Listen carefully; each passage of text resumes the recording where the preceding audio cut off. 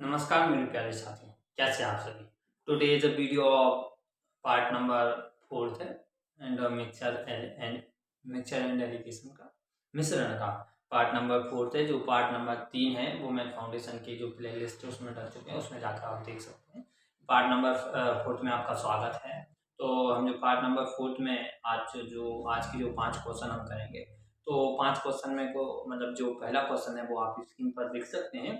तो और आज के सेशन की हम शुरुआत करते हैं इस क्वेश्चन के साथ, जो कि वह क्वेश्चन यह है कि एक बगीचे में कुछ गाय व मुर्गियां हैं, जिनके कुल सिरों की संख्या 45 है तथा कुल पैरों की संख्या 110 है। तो गाय की संख्या ज्ञात कीजिए। जो कि मतलब इस प्रकार के क्वेश्चन हैं। अब हम मिक्सचर एलिगेशन के इस प्रकार के हम क्वेश्चन करेंगे जी। एक बगीचे में कुछ गाय व मुर्गियां हैं, जिनके कुल पैरों की संख्या 45 तथा सिरों की संख्या 110 है। तो मतलब गाय की संख्या ज्ञात कीजिए। तो हमने आपको बताया था एलिगेशन, मतलब जो फर्स्ट वीडियो में बताया था एलिगेशन क्या होता है, ये एलिगेशन होता है, एलिगेशन के बारे में बताया था। तो हम ये क्वेश्चन में एलिगेशन के द्वारा करेंगे। एलिगेशन जैसे मतलब 45 सिरों की संख्या, जो 45 सिरों की संख्या नहीं है, मतलब ये उन्होंने यह बताया सिरों की संख्या क्या है, किसी भी जानवर हो उसके एक ही सिर होता है। तो 45 सिर का मतलब यह है कि 45 जानवर हैं कुल। गाय और मुर्गी मिलाकर टोटल कितने जानवर है? 45। और उसी में गाय उसी में मुर्गी है, लेकिन उनके 110 पैर हैं। तो हम जानते हैं जैसे कि क्या है 45। जैसे हम माने जैसे 45 सिर अकेले गाय के होते, गाय के कितने पैर होते? जैसे गाय के 4 पैर होते हैं, है ना। 45 यदि पूरी 45 की 45 गाय होती, गाय के कितने पैर होते हैं? 4। और कुल कई इसके बाद क्या है? मुर्गी। यदि मुर्गी के भी मतलब यदि पूरी जो 45 मुर्गी होती तो मुर्गी के पैर कितने होते? 2। तो कितना हो गया? 45 दूनी 90 और 90 दूनी 180। और मतलब पूरे सिर कितने हैं? 110। ये क्या बन गया? एलिगेशन बन गया कि नहीं बन गया बताओ। जो क्या है, जो 45 यदि हमने मान लिया जो 45 सेल है उसमें मुर्गी नहीं है, केवल गाय है। यदि 45 पूरी गाय होती तो 180 पैर होते उनके। यदि पूरी 45 मुर्गी होती तो कितनी? 110। लेकिन है कितने? नहीं मतलब 45 यदि मुर्गी होती तो उनके 90 पैर होते, और 45 यदि गाय होती तो उनके 180 पैर होते। लेकिन पैर है कितनी? 110। तो अपन ने क्या बना लिया? क्या बना लिया? एलिगेशन। अब अपन इनका आपस में क्या लेते हैं? क्रॉस, मतलब क्रॉस में इनका डिफरेंस लेते हैं। मतलब कितना 90 इतना कितना आ जाएगा? 70। और 90 में से 10 कितना आ जाएगा? 20। ये क्या है? रेशो ऑफ क्वांटिटी, मात्रा का अनुपात। क्या होगा? 0 से 0 गए तो कितना होगा? 7 और 8 बराबर कितना हो गए? 9। कितना आ गया? 9। और कुल पैर है कितने अपने मतलब कुल सिर कितने हैं? 45। और जी कितना निकला? 9। तो एक की वैल्यू कितनी निकली? 9 पन्ना 45। एक की वैल्यू कितनी निकली? 5। यदि एक की वैल्यू 5 है तो इतना रेशो क्या है? 2 और 7। तो मतलब गाय की संख्या कितनी हुई? 10 और 5 7 35। 35 क्या हुई? मुर्गी। 35 मुर्गी हैं और 10 गाय है। अपन क्या क्वेश्चन था अपना? गाय कितनी? तो गाय की संख्या 10 है, आंसर। तो वेरी सिंपल क्वेश्चन है, आप लोग यदि समझे तो देखिए। जैसे इसमें सिंपल पूछा अपन ने, क्या लगा? हमें नहीं पता कितनी गाय है कितनी मुर्गी है, लेकिन हम ये तो जानते हैं यदि पूरी मुर्गी होती तो 90 पैर होते, यदि पूरी गाय होती तो 180 पैर होते, लेकिन पैर कितने? 110। तो अपन ने इनको क्रॉस में बोल दिया, मतलब इनका डिफरेंस लिया तो कितना? 70। उसमें लिया तो 20 आ गया। और इनका 0 से 0 गए और कितना बचा? 2 रेशो से 2 रेशो 7 7 2 9। कितना निकला? 9। और वो है कितने? मतलब सिर कितने हैं? मतलब इसमें संख्या निकली 9, इसमें सिर कितने हैं? 45। और 9 से 45 को डिवाइड कर दिया तो एक की वैल्यू निकली 5।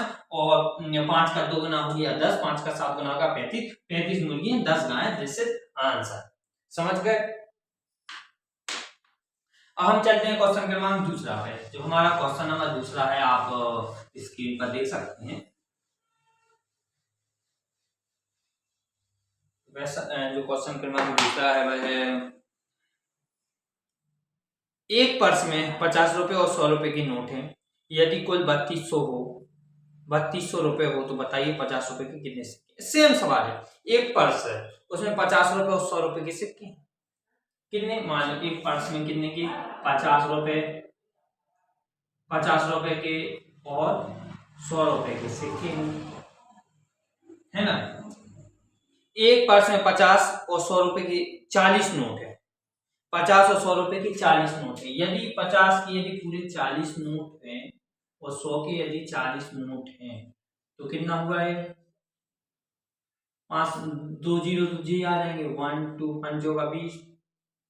अब 4 2 जीरो तो लगा लो, 40 मान लो, है ना।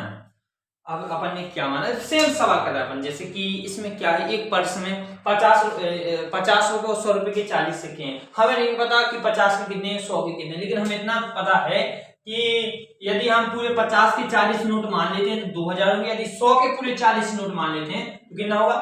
4000। और नोट कितने हैं पूरे? 3200, 3200। अब इनका आपस में डिफरेंस ले लो तो कितना आएगा? 1200। इसका लिखा तो कितना आएगा? 800। 2 जीरो से 2 जीरो गए, है ना। अब काट दो, 4 दूनी 8, 4 दिया 12, कितना आ गया? 2 और 3 कितना हो गया? 5। और अपन से पूछा है 50 रुपए के कितने सिक्के हैं, तो अब अपन करेंगे यदि 40 पूरी कितने नोट हैं? 40, और रेशो कितना निकला? 5 55 40। यदि 1 की वैल्यू 8 है, 2 की वैल्यू कितनी हुई? 16, और 3 की वैल्यू कितनी हुई? 16 8 का मान 16 3 24। अब जोड़ लो, और 6 4 40 हुए ना पूरे, देख लीजिए। अपन से पूछा था कि 50 रुपए के सिक्के, 50 रुपए के सिक्के कितने निकले? 16, और 100 रुपए के सिक्के कितने निकले? 24। कैसे निकले? अपन ने देखो सिंपल क्वेश्चन किया है, तो अपन ने माना एक पर्स में मतलब 50 रुपए और 100 रुपए के सिक्के और 40 नोट है।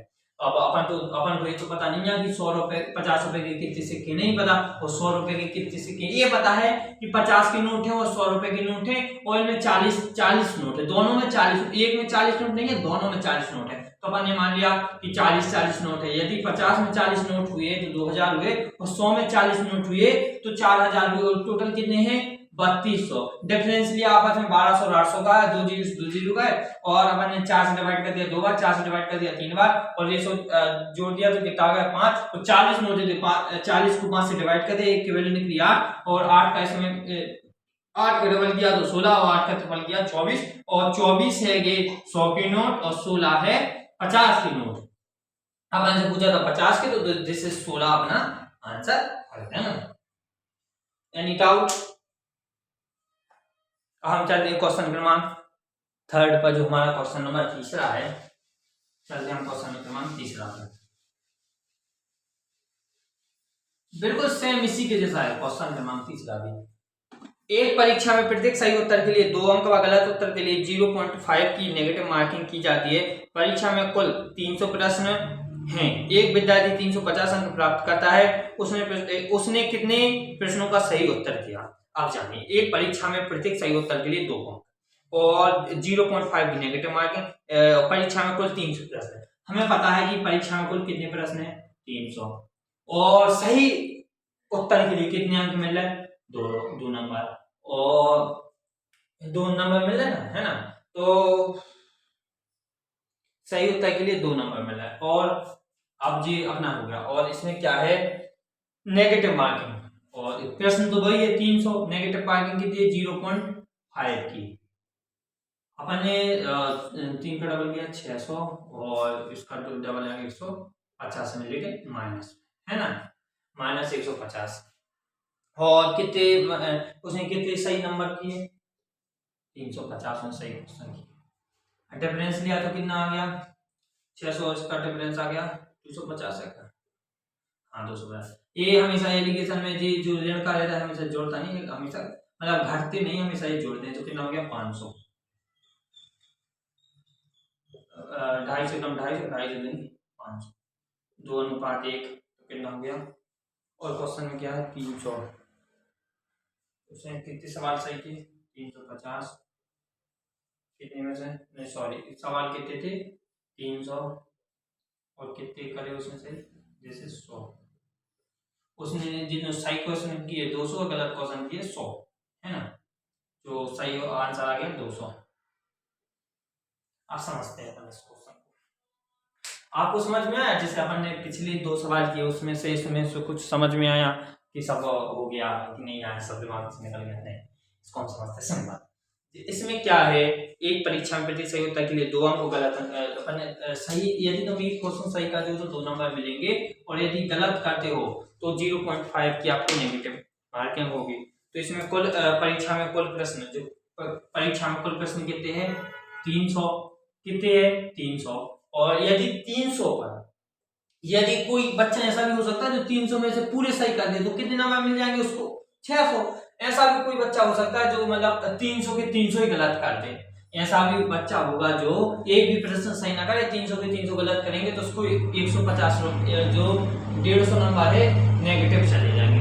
उसने अर्जित रुपए के 1 नंबर नहीं किया लेकिन 150 माइनस में चले गए, और मतलब उसने अर्जित कितने किए थे जिसका अपन को निकालना है क्वेश्चन में, उसने 350 अर्जित किए, तो इनका अपन ने डिफरेंस लिया तो 250 आ गया।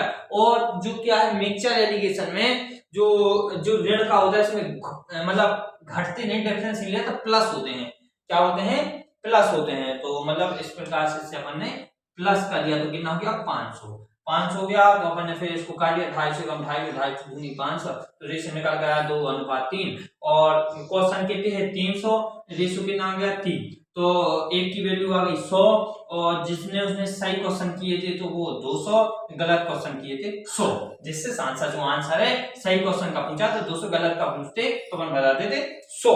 तो उम्मीद करते हैं कि ये क्वेश्चन भी आपको समझ में आया होगा, और अभी समय नहीं है आज के लिए इतना, आज के लिए हम क्वेश्चन 3 ही रहने देते हैं, और अब आगे क्लास में हम और क्वेश्चन करेंगे, क्योंकि आज की जो वीडियो की लेंथ है वो काफ़ी मतलब लंबी हो गई है, और लेकिन इस कारण से हम अब आपको कल मिक्सचर एंड एलिगेशन के और पार्ट्स, मतलब जो लास्ट पार्ट रहेगा कल ही रहेगा ना, कल जो लास्ट पार्ट रहेगा हम उसमें आपको और ज़्यादा लेंथ में और ज़्यादा क्वेश्चन कराने की पूरी कोशिश करेंगे। मैं उम्मीद करता हूँ कि आज के जो क्वेश्चन है आपको समझ में आए होंगे। तो आप इसी प्रकार मैथ फाउंडेशन को अच्छा करने के लिए और अपने आप को मैथ में अच्छा करने के लिए, अपने कैलकुलेशन को अच्छा करने के लिए बने रहे हमारे इस मैथ फाउंडेशन के कोर्स में, और उम्मीद करते हैं कि आपको सेशन पसंद आया होगा। मिलते हैं इसी टॉपिक के साथ अगली वीडियो में, तब तक के लिए जय हिंद, जय भारत।